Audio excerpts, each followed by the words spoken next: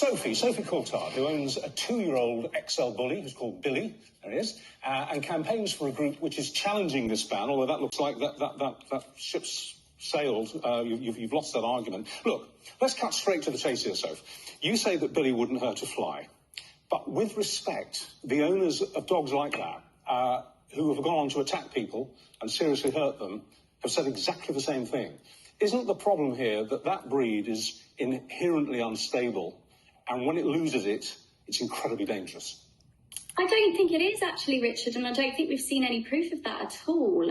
What we have seen is a handful of attacks, and my heart goes out to anybody that's ever experienced a dog attack.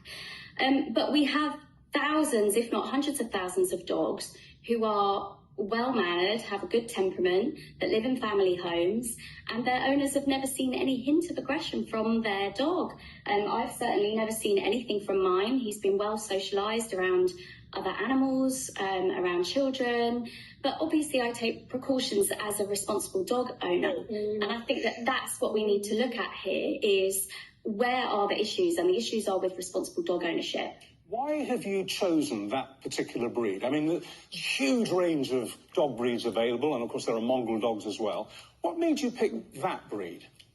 Well, I did my research with my fiance, actually. We were looking for a dog that would suit city life and would also be able to handle kind of long hikes in the countryside. And we did a lot of research. I personally grew up with bull breeds, so the look of a bull breed is just my taste. So he has lived up to every expectation that we had of this breed. Obviously, we've had him before. A lot of things have happened in the media.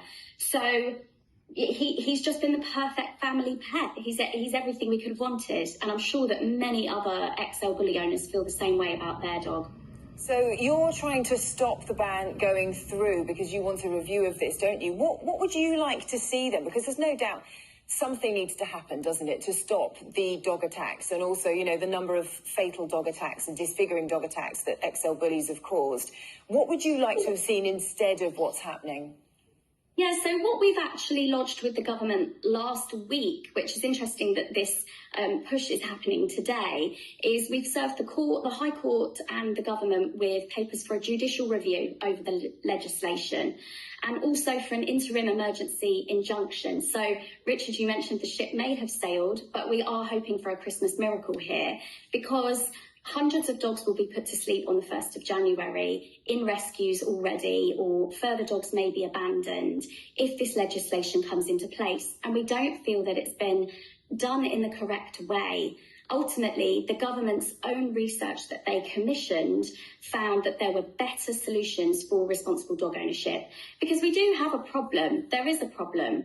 And we have more dogs in the UK than ever before. We're a relatively small country. And if you look on any local social media notice board, you will see incidents of people in parks with all different types of breeds of dogs, where people have let their dog off lead where it shouldn't be off lead, or they've allowed their dog to go and attack another dog when their dog is aggressive.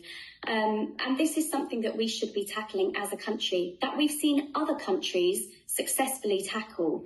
There are various licensing models across many different countries, and we think that they're a good example of how to embrace responsible dog ownership, bring the community together instead of polarising them and driving them apart, and look at the person who is responsible for the animal instead of the animal. I suppose the the elephant in the room here, the big problem is that you have got totally irresponsible owners, and I don't just mean careless because they let them off the lead when they shouldn't, but you've got mostly men who have that breed, and they basically have them as a weapon. They use them as a weapon to intimidate other people and to attack them. Let's speak now to the Chief Veterinary Officer, Professor Christine Middleness, about